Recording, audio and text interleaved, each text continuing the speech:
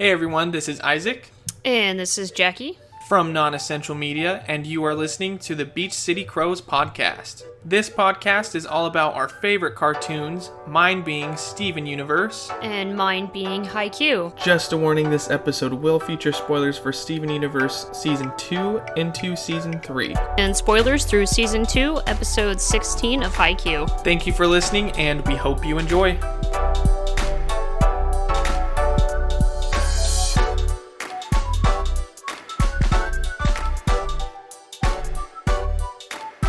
Welcome back, everyone, to the Beach City CROWS podcast. I am Isaac. I will be watching Haikyuu, and with me today is... My name is Jackie, and I'm watching Steven Universe. And what did you want to start with? That's up to you. Let's start with Steven. Let's start with Steven Universe. Okay, so at this point, FYI, if you're listening and following along, we are into Season 3.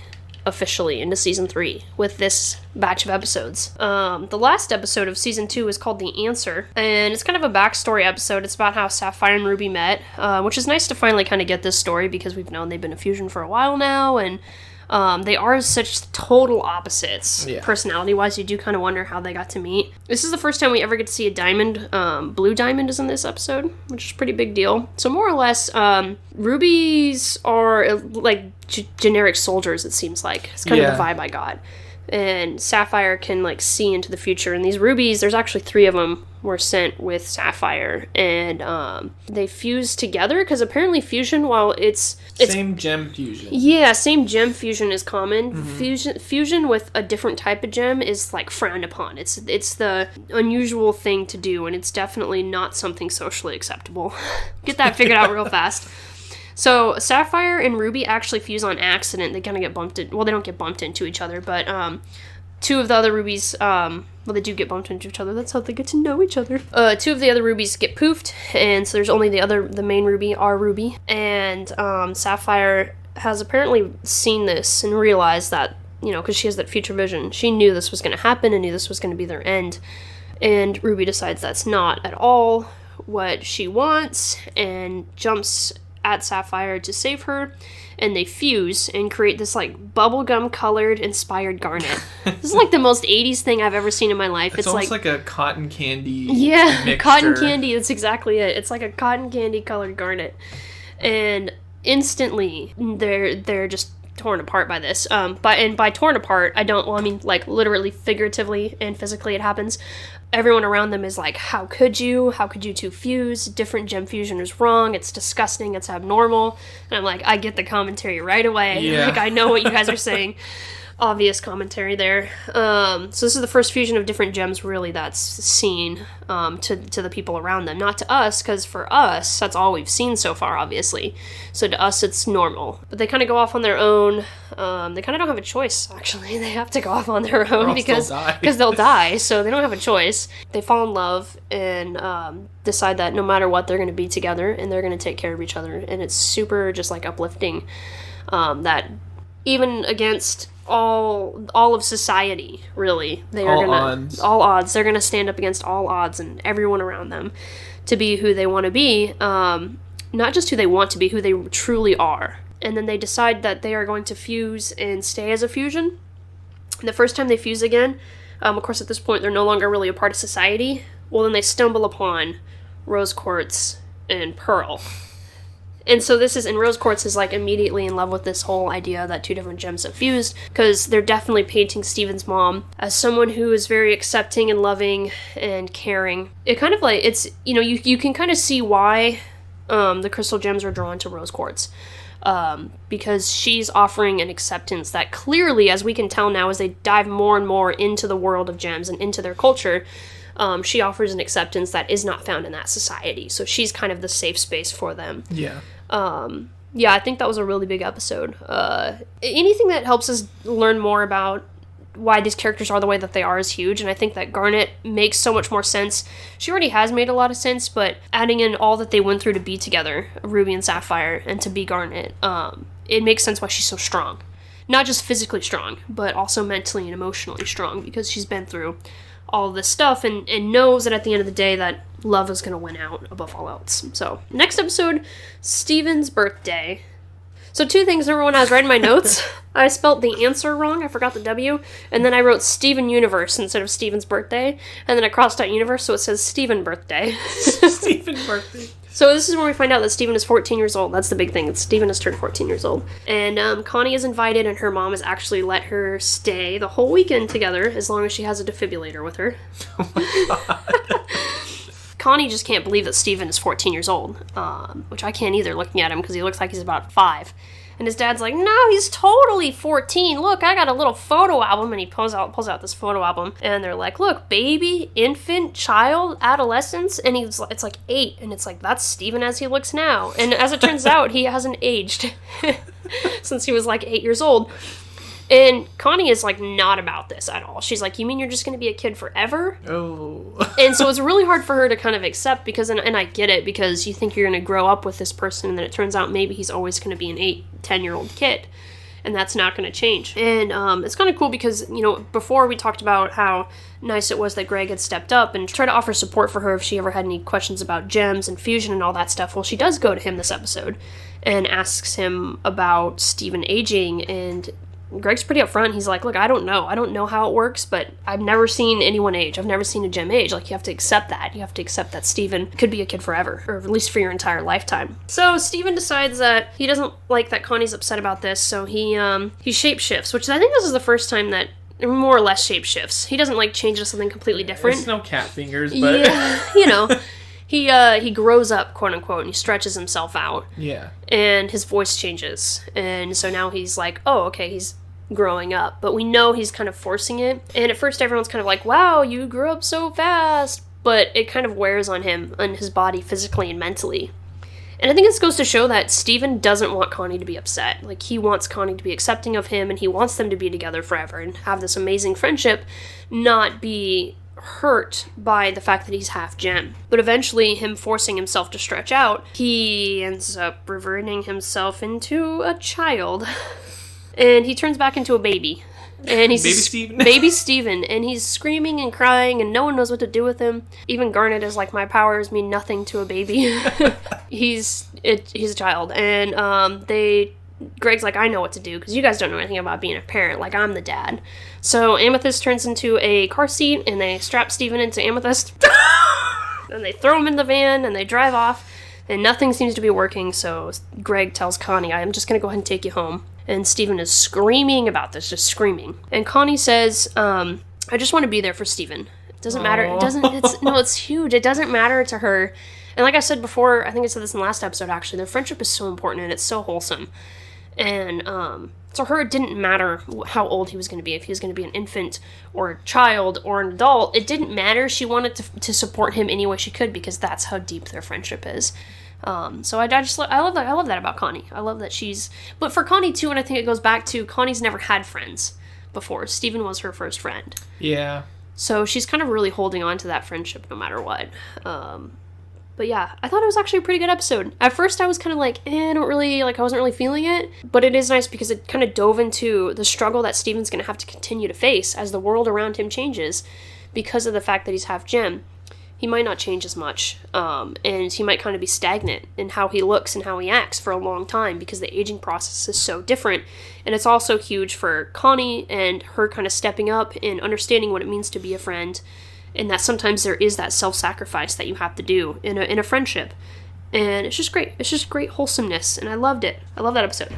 Next episode is It Could Have Been Great. That's the name of the episode. That's not what I'm saying about the episode. Is that commentary for the whole show? It might be. We haven't decided yet. First thing I want to say, we've been talking so much about story and characters, we have not talked enough about the art. Like we talked about it in the first episode. Yeah. We need to go back to it. We need to have an episode dedicated to this kind of stuff. Because the very first thing I noticed was the color palette in the beginning of the episode is so freaking good. It is phenomenal. It brings a sense of warmth and a sense of wonder as everyone's just kind of taking a break and they're just sort of on the top of this hill watching the sunset and just sort of enjoying what life has to offer, enjoying the scenery around them. And for Peridot, this is really weird and she doesn't get it, so Steven's like, let me sing you a song. Because why wouldn't he? This is one of my favorite songs. Great song, super catchy, 10 out of 10 we'll listen to again. there is a plot that has to happen. They gotta go to the moon. So it turns out there's actually an old diamond base on the moon. Yeah. And it's imperative that they go there, so the easiest way for them to get there is Lion warps them there. Roars. So they get warped to the moon, where I keep forgetting this, but Steven doesn't need to breathe because he's a gem, I guess. He's on the moon and he's like, doesn't need oxygen. Yeah. Or inside. I think inside the base has oxygen somehow. I don't know. But there's like no... Okay. Yeah, it doesn't really make Alright, so sense. there's oxygen there, it doesn't matter, Steven's still alive. What's interesting is all the diamonds are etched into the walls, and Peridot kind of explains who they are, and like, because we're starting to learn more and more about the diamonds, and she's like, these are the people that are in control of our society, they're the most important ones. And we've already seen Blue, we see her etched into the wall, and then the one we haven't seen yet, but we know that Peridot kind of answers to is Yellow. Mm-hmm. Yellow Diamond, and we see her etched into the wall. As they're going up the stairs, we also see an White Diamond, I think it is, etched into the walls. It's kind of a white color, so I'm guessing that's who it is. You're catching on. I'm catching on. But I know there's one more diamond, and I don't... So we only saw 3 of them etched into the walls, which is interesting, so we're missing one of them. But they get what they need, they get up there, they find out where the cluster is, and Peridot explains what they were actually going to do, because Steven didn't know. Mm-hmm. I mean, I think he's kind of starting to get the hint that maybe the diamonds aren't really great, and maybe Homeworld isn't really great, and maybe gems aren't really that great. Yeah. But this is the first time where, Peridot straight up shows them this diagram of the Earth being completely hollowed out and getting rid of all organic life, and it becomes more or less a weapon for Homeworld and for the gems. And the crystal gems are immediately angry about this. Peridot's going on and on about how great it is. Oh, it's just so great. It makes, it's helping the Empire, and we don't have to worry about organic life. And the crystal gems are like, no, this is not okay. You need to shut up. We're not about this. Like, you're wrong. We're here to... And obviously it makes sense because they've sacrificed so much to protect the Earth and protect organic life. Yeah. This episode kind of ended on a cliffhanger, though. Peridot grabs something out of a console. It's like a diamond. We don't really know what it is. We just know that Steven had been playing with it, and she was like, don't play with that. They all leave to go back to Earth, and so now... There was also a room in there with an orb. And they were kind of creeped out by it. I think that was the one that had White Diamond etched into the wall. I could be wrong, or it was around the stairs or something. I think it was like right before they entered the room with the throne. Yeah. And everyone's like, what is that? But they kind of leave it alone. Yeah, they're like, this place is giving me the creeps, Yeah. They didn't want to stay in there, that's for sure. So obviously that's going to come back into play. Next episode is Message Received, which picks up right where we left off. And we find out now that what she took was a direct line to the diamonds. And so now chaos ensues, and Steven feels really betrayed by her because he's believed in her and believed that no matter what, she was going to believe in their cause, the fight for Earth, the fight for organic life. But no, she's still driven to her commitment to the Empire. That's what I'm going to call it. To the evil Empire, because that's what it is. And it kind of turns into a bit of a fight for them to get this direct line to the diamonds back. And like a literal fight, actually. And it's not kind of. It is a fight for this direct line. And she ends up just going ahead and she enters her big Zam. That's what I'm going to call it, her little robot. Enters the big Zam and takes off. They still are able to stop her and, from fleeing. But she still has this little connectivity thing. And she turns it, and then the side of it turns yellow. And lo and behold, she contacts Yellow Diamond. And this is the first time we've seen Yellow Diamond. Like, we've heard about Yellow Diamond, we've seen her etched in the wall. No, we're seeing Yellow Diamond. And Peridot is telling Yellow Diamond all about what's going on. The cluster's there, blah, blah, blah, blah, blah. And Yellow Diamond's kind of annoyed. Like, you can tell she's like, oh, little meaningless Peridot is contacting me.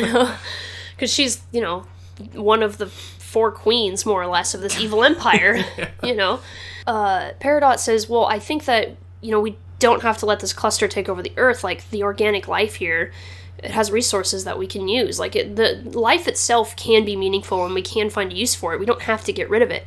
And Yellow Diamond is like, oh, hell no, we're getting rid of that stuff. Like, you're just a dumb little Peridot. What are you doing talking to me this way? Yeah, they need those resources if anyone does. Right? And then Peridot kind of loses her crap at her and is like, no, like, and which is really surprising because Peridot up to this point has been a bootlicker. Yeah. And now she kind of is, you can see that she's developed, like, Steven and the Crystal Gems have changed her. She's learned to love them. She's learned to appreciate Earth. She's learned to appreciate organic life and all this stuff that she otherwise really didn't give a second thought to before, even just a couple episodes ago. She pretty much tells Yellow Diamond to F off, calls her Claude, and then hangs up the phone. More or less the phone. And the phone self-destructs, which is actually really funny. She's like, it's going to self-destruct. She, like, curls up into the fetal position and was, like, just protecting herself. She's just like, we're going to die. And then they end up yeeting this diamond direct line into the sky, and it explodes.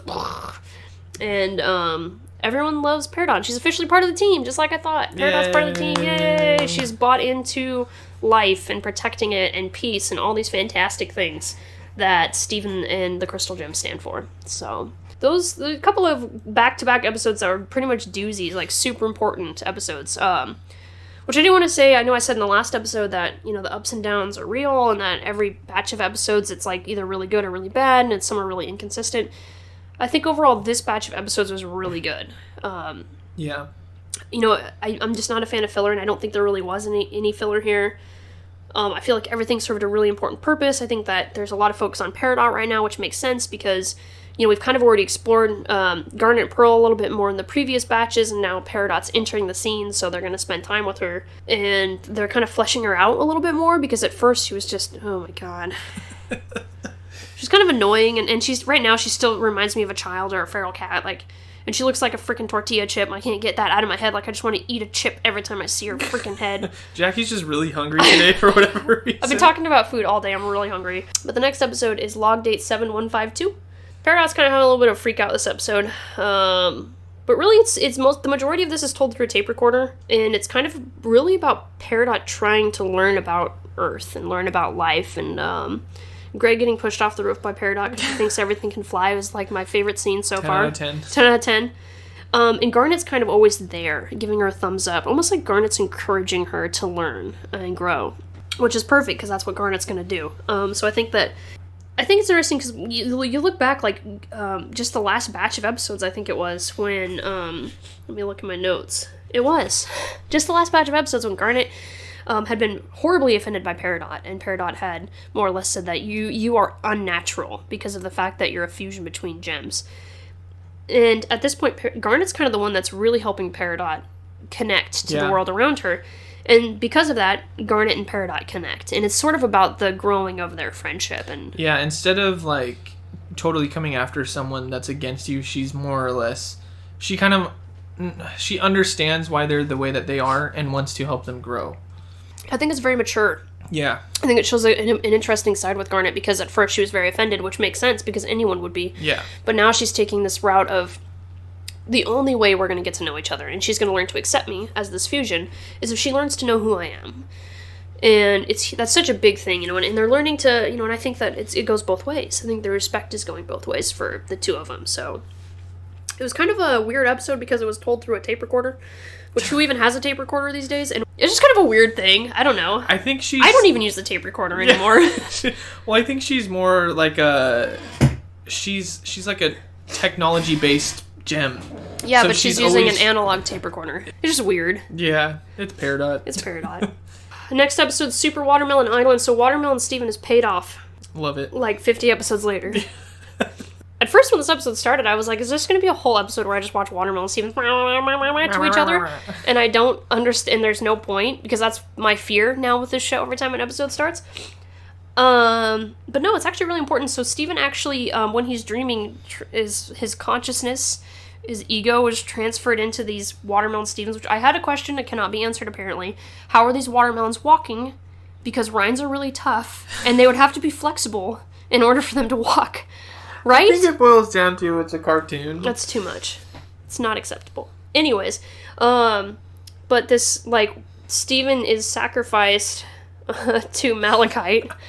There's, like, this huge ceremony where he gets, like, a bunch of stuff put on him and a star painted on him, and they put him on a edge of a cliff, and Malachite shows up and eats him. Not really eats him, but, you know. You know. Anyways, this is huge because Malachite's finally coming back, which we've been waiting for a bit. Yeah. So, of course, if you forgot, Malachite is a fusion between Lapis and Jasper, the forced fusion. And the Crystal Gems decide that they need to go face Malachite, and they all go after her, tell Steven just kind of stay put. Steven doesn't stay put. He falls asleep and transports himself into a Watermelon Steven. And the only way they can really face this Malachite is they all have to fuse. So the Crystal Gems all fuse, which is awesome. Can never go wrong with that. So we got giant gems facing each other in the ocean. Eventually, though, of course it's going to work out this way. Steven gets all of the watermelons to work together, and he's going to sacrifice them. Like, that's the thing that gets me, is he's, like, no problem with... Because genocide could have happened here with how powerful Malachite is. It wouldn't have been hard to kill all those watermelon Stevens. Yeah. The dog was the best, by the way. He really was. Dog watermelon Steven is the best. First of all, how is there a dog watermelon? How is there chicken watermelon? I don't know. Yeah, no. Horses. The dog, like, rolls to get places, but he can still walk. But then the chickens are just, like, rocking back and forth because they don't have any legs. Yeah, they're like wooden toys, it looks like. Yeah. We have a lot of questions. But maybe one day we'll get an entire series about Watermelon Island. Oh, I wish. I'd probably watch it. Yeah. Yeah, if it was really short episodes, though. Yeah. Like, it was, like, 5-minute episodes, but it was, like... You know, because it doesn't have to be, like, super in-depth, but just, like, little shorts about what life's like for a Watermelon Island. Okay, production team. This is our ask of you guys. Give us Watermelon Island episodes. An entire series about Watermelon Island. Well, lucky for you. Oh, no. They come back? You'll have to watch. But, yeah, I'm gonna have to. Anyways, the cluster, though, is happening. It's... In case you guys forgot, the cluster's going to destroy the Earth. Well, it's starting to destroy the Earth. And the island actually breaks apart. And Malachite had broken apart as well in its fight against this massive gem fusion here. So all the fusions breaking apart. No more fusion. Except for Garnet. Everyone's broken apart. And they save Lapis, who's about to... There's like the Earth like opens up. Because why wouldn't it right after Malachite breaks apart? And Jasper falls into the abyss. Bye. See you in a couple episodes, probably, because I know that's not the end of you. Very convenient. And then they save Lapis, though, because, you know, why wouldn't they? And that's kind of where this episode ends. It's right there. Which takes us right into the next episode, Gem Drill. So they're finally going to confront the cluster. And by they, I mean Peridot and Steven. Because the other gems are over on Watermelon Island fucking around with Lapis and Jasper. So Steven and Peridot jump into this giant drill that they've spent the last 16 or 20 episodes building. It hasn't been quite that many. It's been like 10 episodes. I don't remember. It's been a little bit. They've been building this drill for a long time. And they start drilling into the center of the Earth. And on their way down, they get attacked by mutant gems, which is like a running thing. These mutant gems are.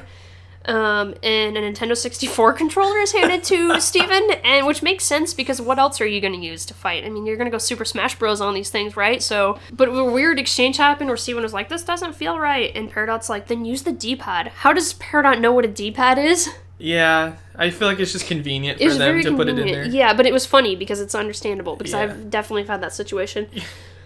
But they get down far enough, and the cluster is starting to do its little formation, and it's going to, oh my god, I'm going to destroy the Earth. And, this is hard for Jackie to comprehend. So, Steven and Peridot think they're going to die. And Steven's like, I love you, Peridot. And Peridot's like, oh no. But the jewel shards, the gem shards, kind of like, they kind of recede. And then Steven starts to wig out like he's on a massive acid trip and he's surrounded by like a million gems, like Lucy in the sky with diamonds. Loopy in the sky with diamonds. And while Steven's on this trip, he talks to the shards, which we really can't understand what the shards are saying. They're kind of like, Meow. And Steven gets it though. Like, and I think I don't know if this has to do with Steven. I'm guessing it has to. It has to do with Steven being half gem. So I think a lot of it has to do with what his mom was. She's a rose quartz, right? So that means nothing to me. She has compassion for gems. She heals things, you know. And I think that might be a part of a rose quartz gem's kind of like not like just innate ability to connect with these gem shards. To connect with all gems, if that makes sense. Even if they're shards. So they don't have to defeat the shards because Steven realizes that the shards would like to be bubbled. But he's like, oh my god, I don't know how to bubble all these shards. Well, they kind of bubble themselves. And the cluster is defeated. R.I.P. So we just watched these episodes, and I had to stop him from playing the next episode for like 30 minutes while I went off about how I did not like the way this ended. It's just so disappointing. Like, all this build-up, all this hype around the cluster. That's the unfortunate thing and about there's Steven. No fighting, there's no... The unfortunate thing about Steven Universe is they have all this lore, all of this world building, all these characters that they could go into, and all these threats, but they never really flesh it out enough to really have a nice an understandable, sort of realistic resolution, or any at all. I mean, it's resolved, but it just doesn't feel full. It's like eating half a sandwich. Yeah, yeah, exactly. You know, it's just disappointing. I think it goes into the theme, though, of that Steven is just this being, this loving, caring being who can connect. And that's kind of seems to be a theme, is connecting. And that connection that he's able to form with other beings, whether they're humans or gems, it doesn't matter, or even gem shards. He can find a way to avoid violence through that connection. So it's just kind of disappointing because, like I said, that's it. It's resolved. The cluster's resolved in 10 minutes. And, you know, for all the hype and all the danger that came with it, you know, the whole world's going to be destroyed. That's the first time they brought up a world-destroying machine. And there's no... They went to the frickin' moon. They went to the moon to figure out how to... To be shown a diagram of what's going to happen to their planet. So they could defeat this thing. And it took care of itself. Next episode, last episode of this batch, was Same Old World, and this is all about Lapis. Lapis and Steven travel around together and travel the Earth together, and we'll get to hear a little bit more about Lapis's backstory, who I'm convinced Lapis is the embodiment of trauma in this show. Yeah. Has anything good happened to Lapis ever in her whole existence? No. Steven. Yeah, That's Steven. It. Yeah, Steven. She talks about how she was poofed during the war and then put into this mirror, and when the gems realized that the rebellion was going to succeed, they left. She was left on Earth in this mirror, and Pearl had picked her up, and yeah, just a lot of trauma had gone on in her life. But she decides that she's going to go ahead and stay on Earth. Because like Steven said, nothing's still on Earth, you know, everything's moving, and hopefully she can move forward as well and overcome her trauma and grow and experience new things and not be trapped in the past. Yeah, I think it was an awesome message for anyone in that spot in life, or anyone that is, you know, going through similar to what Lapis has gone through. Yeah, if you feel like you're trapped in your past and you feel like you can't move on and you've been through some sort of trauma, that it is possible to move on. Like, you're still alive. Yeah. Each heartbeat is a new opportunity to change yourself and change the world, and I think that Lapis is learning that. So yeah, I think that's huge for her, and hopefully she can overcome her trauma, because like I said, that seems to be her whole character's trauma. Yeah. So. But anyways, that is but yeah, that's my thoughts on these 8 episodes of Steven Universe now that I'm into season 3. It's definitely a lot more plot driven. That's good. But I hope it's not like the last two. So 2 episodes ago, that's what I said. And then I had a batch of episodes where I was like, half of this is unnecessary. And then I came to this batch and I enjoyed all of it. So I'm not sure if the ups and downs, the roller coaster ride of positivity and negativity is going to continue, or if it's just we're hitting on all 6s and it's going to be great from here on out, you know. But either way, I'm looking forward to the next couple episodes, and looking forward to seeing how, now that the team has grown a little bit. Now, drastically different from Steven Universe with ups and downs. Haikyuu, I mean, it has its ups and downs, but like the plot is always advancing. The characters are always advancing, no matter what, even if they're not on the court. So, where we left off, Karasuno had just started to play, I believe it's Kakugawa? I'm just going to call 6'7". 6'7", that's the team. So, in this episode, the start of the episode is they actually begin the match, for real. And you start to realize this, like, from the beginning, this giant guy, he's not really skilled. No, he doesn't have, he never played volleyball in his life. Yeah, like, he literally said this is his first match. Yeah.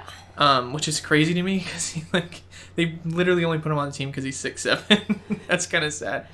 But from all of his height, like, he has the ability to spike the ball really hard. He has the ability to block pretty much any shot that's just direct, you know? And this kind of, like, messes with Hinata's brain a little bit. He's like, holy crap, I'm, like, this really short guy. I can't really, like, block or spike past tall guys as it is.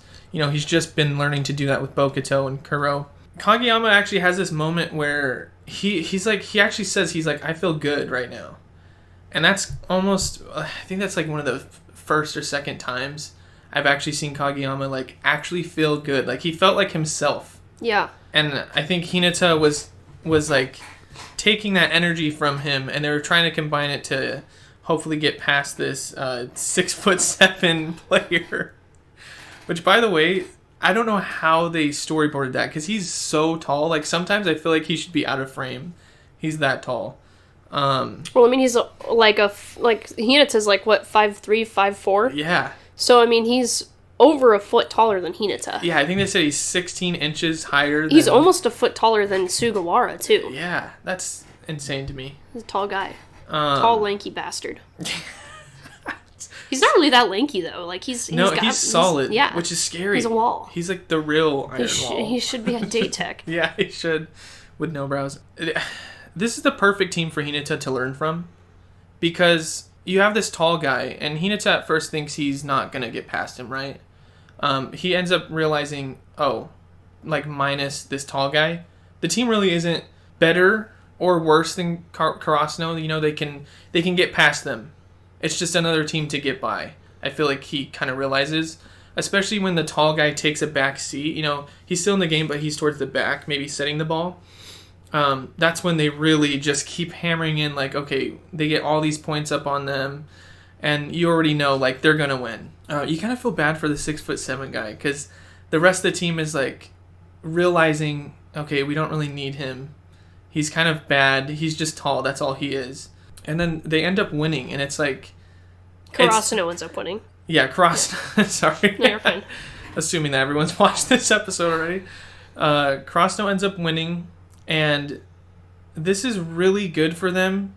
Not only is it advancing them through the tournament, but it's also good for them in terms of morale and everyone's view, every other team's view of them. You know, they're like, oh, is that the team that beat the 6'7" guy? You know, like they're looking at this, like, small character. They're like, how did he, you know? Little small bean. So it really boosts Hinata's ego, not that he needed one, because he's already, like, off the walls. But I really like that episode, because one thing I will say about this tournament so far is it's really good at showing different team play styles. Yeah. More than anything. And then you realize Karasuno's play style against all these other play styles. It's really interesting to watch. So they win. Kyoko's harassed once again by this crazy frat kind of dude. And tongue-piercing guy. She's just trying to get Hinata's lunchbox. Like, that's it. And Hinata runs up and is being all ADHD, and he's like, hey, get away from Kyoko. And they won't stop harassing her. Eventually they leave because Hinata's like, I'm going to kick your ass, as he does to all the other teams he's about to play. I think it's important, though, because it shows that Hinata, who otherwise is pretty afraid of a lot of these situations, like, he's going to stand up for people, and he's going to, you know, because it's not like it's one guy harassing Kyoko, no. It's like the whole team. Yeah, it's quite a few of those guys are kind of, like, surrounding her. It's a little messed up, actually. Yeah, and they're really tall guys, so for Hinata to be able to do that with no problem, it's, like, really great. Yeah. So going into episode 14, I believe it's called Growing Fast. New intro, amazing. Love that intro. It's probably, I'm going to say it's my favorite intro so far, out of the 3 that I've listened to. 4? 4? Yeah, 4. You're like, one of them was so bad I don't even remember it. So it's all great until Oikawa shows up in the intro, and I just kind of fell apart, because they show him for too long. Anyways, that didn't have to be in there. Anyways, so... right off the bat, in this episode, Karasuno is practicing for their next matches. Yachi's outside, looking around, and she notices this guy in a hoodie. And she's like, what the heck? And it ends up being Kageyama. Just this really awkward moment where Yachi's like, what are you doing? And he's like, how did you know it was me? And it's like, it's pretty obvious. But he actually reveals that he wants to study from Oikawa. Because he feels like he can do better, or he needs to do better in order to beat Aoba Josai, or to even get to them, to be able to play them again. Which I feel like is really telling of Kageyama's character. He doesn't really have roadblocks in his way, or when he does, he's willing to overcome that. Because to him, volleyball is his whole life. Literally. Yeah, that's literally been his whole life. Yeah. Right after this happens, they're still practicing, and Suki walks up to Hinata, and Hinata's just talking all this smack, like, you need to be practicing all this stuff, and then Suki hits him in I guess there's a pressure point on your head. Yes, this is true. That causes diarrhea. Mm-hmm. And he's rolling on the floor. That animation is the funniest thing. He's rolling on the floor, and he's like, I have diarrhea. I was like, okay, what's new for Hinata? But, like, I didn't know there was a pressure point. I think Yachi said before to Kageyama, like, well, if you want to go, like, visit their school or learn from them, you better act like your part, you know? You better act the part like you go to that school. So he tries to, like, put on this face and this attitude like he goes to that school. And everyone's like, who is that weirdo? Yeah, there's literally, like, in the animation, there's this purple aura around him. Like, he's like, don't mess with me. Well, and he's, like, not dressed in their uniform. Like, they have a school uniform, and he's wearing, like, a regular t-shirt and like gym a shorts. gray.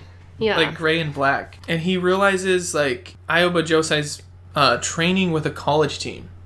And that's the first time I was like, whoa, a college team? Like, I haven't seen any other teams, high school teams, play with college teams, you know? Shiratorizawa. Really? They can't practice with any of the local high school teams because they're so good. That's in the first episode, that they have to play against college teams. I can't wait to get to a point where I see Shiratorizawa play. Because I know it's coming, they foreshadow it so much. Yeah. Oikawa is just like, he blends in with the college team. And it makes sense because no matter what team he's on, college or high school, he controls that team, you know? And then there's another player that is joining Aoba Josai. Mm. And you realize it's this guy named Mad Dog. And he's kind of a... Asshole? He's kind of like a Oikawa in the sense, like, he's not stepping down, he will get this team to victory type character, you know? That's interesting if that's the way you took his character, because I took his character when he was first introduced, and I don't think this ever really changed all that much, that he was very selfish. Yeah, I got that too. Which Oikawa is not selfish at all. Yeah, that's right. That's true. Yeah, that was definitely kind of the vibe I got from him, that he wanted the ball, and he wanted to be the ace, and he was going to talk crap to people that got in the way, or didn't play as good as him, or even physically get in the way of those guys. Yeah, which is kind of scary. Like, more than anything, I'm interested to see how that plays out with Aoba Josai in the future. And then also in this episode, Suki's training with his brother's team, who I believe is a college team. No, it's just a regular team. Yeah, his brother's not in college. He's part of the working force. Right off the bat, I can tell Suki's already growing as a character, even more than the previous episodes in this season. Well, I mean, like, he's playing volleyball with his brother. Yeah, which is a big step up. Because I think it was the last batch of episodes. It was the last batch. I want to say it was. Maybe it's this batch. Where his brother, when he first gets his last batch, first gets introduced to his brother, or his brother first comes, like, we actually see his brother now as an adult. Yeah. Like, we've seen him in flashbacks.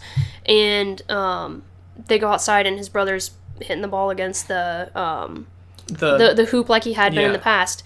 And his brother says, I haven't really talked to you, I haven't really seen you, because every time I come to visit, you pull up in your room. Yeah. And I think it went to show that moment when his brother was in high school, like, destroyed their relationship. Yeah. And Tsukishima is now maturing, and he's also more interested in volleyball a little bit more now, and he wants to grow, and I think he's kind of the I think this was in the last batch, like I said, the conversation him and his brother have, where his brother's like, you know, volleyball just means that much to me, and so Tsukishima's looking for that now. And after Bokuto said the same thing, like, when you have that moment, when you think volleyball's the badass, and you have that badass volleyball moment, you're never going to let go of the sport. And his brother had that moment, and now he's seeking it too, because he wants that moment, even if he won't admit it, you know. So I think... Well, and I think that part two is also when his brother was actually giving him advice and telling him to basically keep trying, which is the opposite of what Suki pictured from his brother, if that makes sense. Yeah, absolutely. There's a really creepy scene where Kenma walks up to Hinata and starts talking to him, and he's just, I forget what it was. It was just really creepy, and he's, like, giving me no reason at this point to think that he's not a serial killer. If anyone's a serial killer, it's definitely Kenma. Yeah. And then a quote from Hinata, I know for a fact that the bathroom is a dangerous place. Yeah, every time he goes to the bathroom, he runs into somebody. Like, why? Is that just a reoccurring theme with Hinata? It is, definitely. Just bathroom. Bathroom's a dangerous place. Hinata runs into Oikawa and Iwaizumi. I love that scene. they're trying to talk trash to Hinata, and he's just like, doing his thing. 2 seconds later, Ushijima shows up with an absolute banger. He says, and I quote, "For you two, it's the last tournament of your high school career. Wish you the best of luck." And they're like, man, it sucks. He's not even trying to be mean. Yeah, I was like, it's worse because he's not trying to be mean. Like, they know he's just being blunt. That's just how it is. That's the facts. I really love that scene because it just digged into Oikawa even more. I know that's kind of effed up because he deals with that in such a traumatic way. But I just love the scene. I thought that scene was great, and it showed the dynamic. Yeah, the dynamic, because we've heard so much about Oikawa and Iwaizumi's beef with Ushijima. Mm-hmm. And we've heard how much Ushijima looks up to and respects Oikawa. And this is the first time that we actually see them together in the same room. Yeah. Not playing volleyball together, just hanging out, Yeah, and I think it's some players on Date Tech that notice this happening, and they're like, oh my god, it's Ushijima, and they're like, and Oikawa, and they're like, and the little 10 player 10. Well, no, that's not. Date Tech shows up too. Nobrow shows up and gets in the middle of it all. And Hinata runs into him too. Yeah, and so it's like these. I mean, it's just a very toxic situation, and you're just kind of waiting for somebody to start throwing punches because this is 4 teams that don't get along at all. Literally put in my notes like, Hinata, just get out of there. Yeah, get out while you can. Yeah. I thought that was really cool scene too, because this was before Ushijima basically states the facts to Oikawa. He says, "Oh, hey, Shoyo Hinata," like they're friends. Yep. Which I think is really cool. And then Krasno begins their match with Josenji. The party team. Yeah. There's no other way to describe them. It really isn't. Now, going into episode 15, it's called Playground, and I can see why it's called Playground now, because this is probably the funnest I've seen in a match. It's really fun. Yeah, it is. It's chaotic.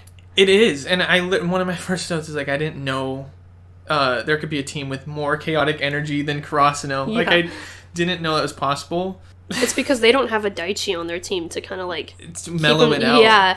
All of them are just insane. Yep. And they feed off of each other. Yep. They do a lot of cool moves through this whole episode, the whole match, or the whole 2 matches. There's one where some guy is setting from the very back, and they're spiking it from the very back. Mm-hmm. And we haven't really seen that in this show yet. So they're throwing all these moves and punches, and they're getting somewhere. They're actually kind of not above Krasno, but they're neck and neck. Which I was not expecting from a very sporadic team. Kageyama goes up to serve, and can I just say, Kageyama serves are peak. I look at them, and they're just the best serves. I don't know if that's the animation or... The animation is really good for those serves, yeah. It's the aerial view. Yeah. And when he jumps, it's just glorious. Yeah, from an animation standpoint, it's just glorious. Yep. You feel the power. Yeah. Yeah, absolutely. This is the moment Kageyama blocks with his face. Oh, when he gets 6-packed. Yeah, just boom. And everyone stops. And you're like, wait, what happened? And then he turns around and his whole face is red and there's blood. Yeah. I still love Daichi's line when he's tells him to go, then he needs to go, and Kageyama's like, I'm fine. And Daichi's like, no, you're not. She's like, get out of there, please. His English voice actor had a really good... We've talked about the voice acting a lot. Daichi's voice actor has a couple of really, really solid, top 10 reads. He does. Some of my favorite reads in all of anime dubbing history. Shout out to you, dude. Yeah, shout out Daichi's voice actor. I don't know why I don't know your name, but I'll edit in your name when I edit this episode. It's just Jackie going, saying the name. It's shout out to... That's how that's going to go. Completely different from this recording. Will. Anyways, Nobrows talks. Oh, yeah, Datex watching that match. Yeah, I forgot to mention that. Sorry, yeah, guys. No, there's a lot of watching of matches. And yeah. 2 other guys show up, and they're kind of giving them a rough time. And then he finally talks, and I forget what they say, but he gets really mad at them. I think Nobrows is kind of is he their captain? No, their captain was a 3rd year who's not there anymore. Now their next captain would be the guy that's always with him, Kenji Futachi. They're really putting it out there that their Krasno will play Date Tech. Obviously, it's inevitable. They're foreshadowing it heavy, more than I feel Ioba Josai at this moment. Why can't you say anything? I can't because you have to watch. Okay, You'll get there soon. You'll get there in the next 3 episodes. So Kageyama's out of it because he literally is hurting. Yeah, you can't be on the court bleeding. It's against the rules. And his eyes are probably like... He's fine. But Kazuhito exists. Yeah, he's the other bald guy. So I didn't know he existed until probably the beginning of this season. And Jackie was actually telling me, yeah, there's like, including Inoshida, there's 2 other players on this team. But they haven't... My thing is, like, they haven't really had a moment or, like, talk. They've had lines, but not really. You know what I mean? Yeah, they're the peanut gallery, more or less, at this point. Yeah, and they're always benched. Like, even Tadashi has more lines. But he's not a bad player. Very average. Very average, which is what they needed against Josenji. Well, and he had been practicing with Sugawara. Yeah. And Hinata, I think, it goes to show kind of one of Hinata's weaknesses is his reliance on Kageyama at this point in his volleyball career. Because Sugawara is not a bad setter, you know, but he's not Kageyama. Yeah. So. They have this moment with Sugawara as the setter, and they're like, synchronized attack Sugawara version. Oh, get ready to hear that a lot in season 3. And they actually make the point, and right after that, literally the next serve, Josenji tries, they copy, and they still fail. Horribly. It Horribly. was hilarious. They don't even hit the ball. I laughed. It's just like watching this party team fail against Krasno. If it weren't for Daichi, Krasno would be like just trash, I feel like. Yeah, like we've talked about before in previous episodes, Daichi is the foundation for Krasno. He really is. Yeah. All the third years are the foundation, but Daichi is the backbone of that foundation. Yeah. For sure. There's a funny scene. So throughout this, towards the end of I think it's the first match, their coach, their manager, she has this backstory. Manager. She has this backstory, and you basically realize, like, she can't really, like, express herself in a way that's, like, demanding or, like, you need to get your asses into gear type thing, you know? She's very... I think she doesn't want to. I think she doesn't really actually want to be the mother of that team, you know? And they're kind of... I mean, would you? No. And you see, you know, her interact with the old captain, and you know, they kind of talk about the backstory of that team and how it's, you know, it used to be a steady and strong team and a team that was very composed and not out of control, and she's handed a bunch of delinquents who are bouncing around and causing problems, and so I think she just didn't want to deal with it, honestly, but she's going to for the sake of the team, but yeah. So she finally snaps, and she's like, you guys need to get your, like, she said she's gonna smack their asses. She just said asses? Yeah. And how rude. Jackie was like, she was like, saying that's one of the best reads she thinks in this show.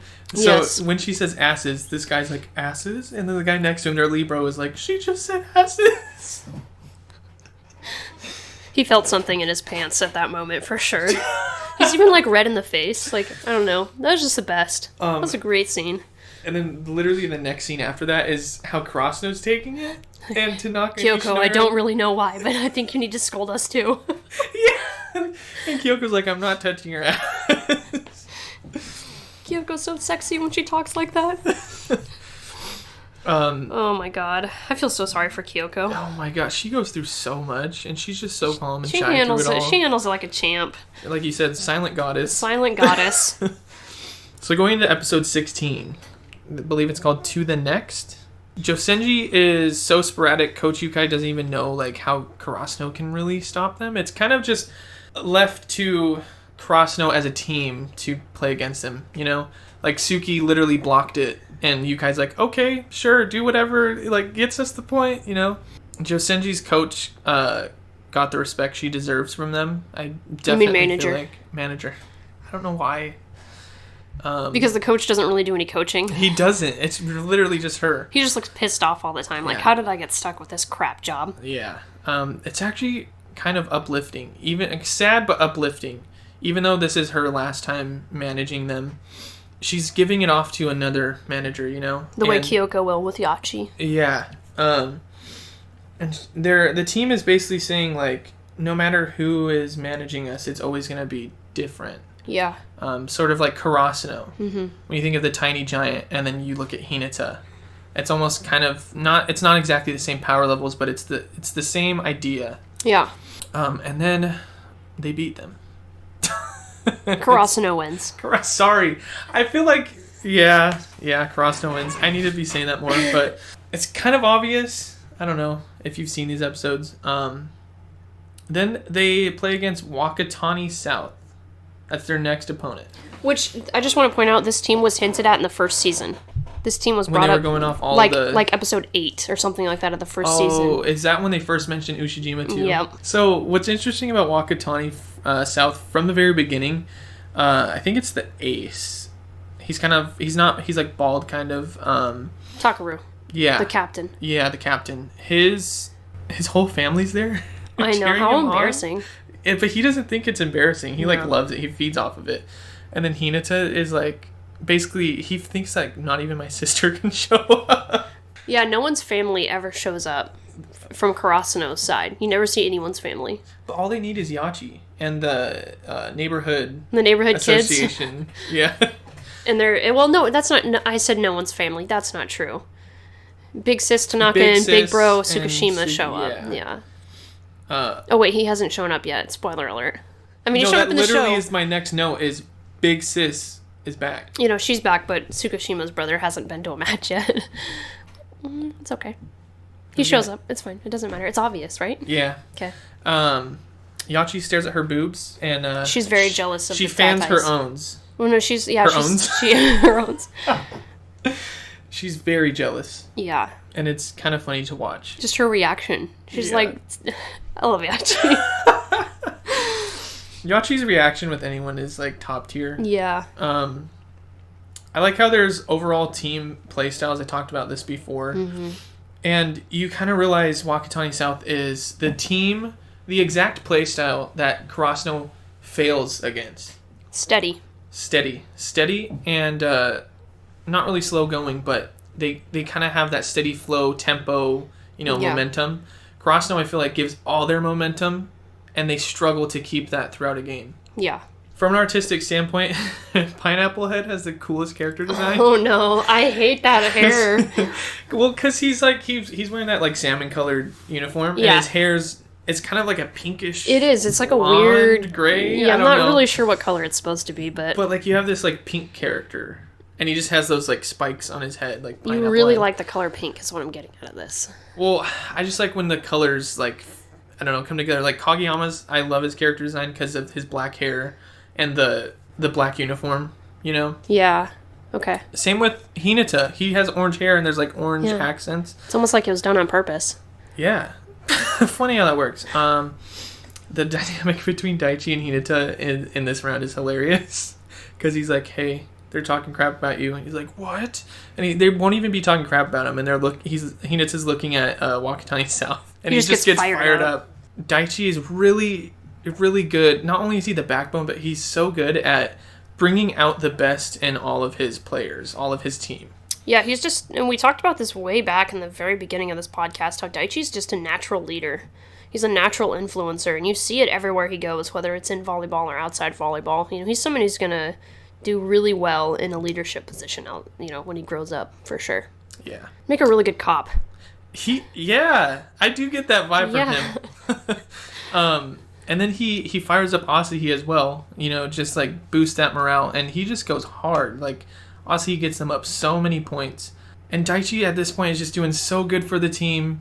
He's like the best character right now in my opinion. And then there's a moment, they don't really say who's going to get the ball on Karasuno's side of the net. And Daichi is running up, and then boom, runs into Tanaka, who is also going for the ball. Yeah, collides with his shoulder. That bony shoulder of Tanaka. Is Daichi going to be okay? Rest in peace, Daichi. Like, literally, is he dead? He's dead. Like, he's unconscious, right? No, he's dead. That's it? Like, That's just... It's the end of his character arc. He's done. What? Yeah. No, he's fine. Oh my god. We'll have to watch the next episode to find out if he's fine or not. Yeah. Especially if they're going to play, or even win, Wakatani South. Like, are they going to win? You're going to have to watch and find out. Okay. That just like took me back because I'm like, what? Everyone was happy that it got over the net and they got the point, but then everyone's like gasping in the whole gymnasium. And the angle, I just want to point out the angle of that is so good because you just see like he's lifeless, like he's unconscious, just laying there. Yeah. And Tanaka's looking at him like, Daichi? like you can tell, like, did I kill you? Yeah, and you could just kind of see like everyone kind of stopping and looking because I mean, like, that's a big deal to have a teammate go down. It's not fun. Especially your captain. Especially, it doesn't matter who it is, but yeah, your captain, definitely. And this is somebody, for someone like Asahi and Sugawara and Kyoko, like, that's their friend, too. Like, they've been together for 3 years, so... Crappy. Yeah, you can get injured playing volleyball, believe it or not. Yep. It's gonna be so hard to watch. And a collision like that can be life-changing, for sure. But... I don't know exactly what happened, but, like, man, I hope he's okay. I hope he's okay. Prayers up for Daichi. Prayers F in the chat for Daichi. F in chat. Press F in chat to pay respects. But anyways, that was my my watchings for last 4 episodes. Starting to get a little bit more pumped up, huh? Yeah. Yeah. It's going very fast. It just gets faster. Yeah. More intense. Deader. The fandom has just universally accepted that he's dead. Really? Yeah. No. Yeah. And that's the thing, is that they're so good at, like, making him, like, he had an amazing moment right now. He's always been in it, but not as much as these last, like, 2 or 3 episodes. And he's just been really good for his team, or at least they've shown so far. And then, boom, just unconscious. Yeah. It's kind of sad to watch. Yeah. It's real life, though. But that real life sucks. Yes, it does. But we are out of time. So, we will see you guys next episode. Next episode of Beach City Crows. Not next episode of these shows. I'll be watching... My name's Jackie, and I'll be watching 8 episodes of Steven Universe. And I'm Isaac, and I'll be watching 4 episodes of Haikyuu. And we will see you guys next Saturday morning. Bye. Bye.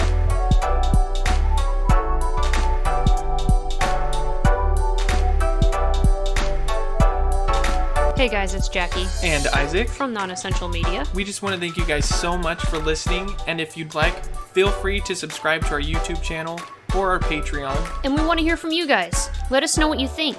Let us know if you're watching along with us and what your thoughts are. You can find us on Twitter at Nonessential. We're on Facebook as Nonessential Media. We're also on Instagram at Nonessential Media. Check out our website, nonessentialmedia.com. So check us out. Thanks again for listening. We truly appreciate every single one of you. See you guys next Saturday for a new episode of Beach City Crows. Bye.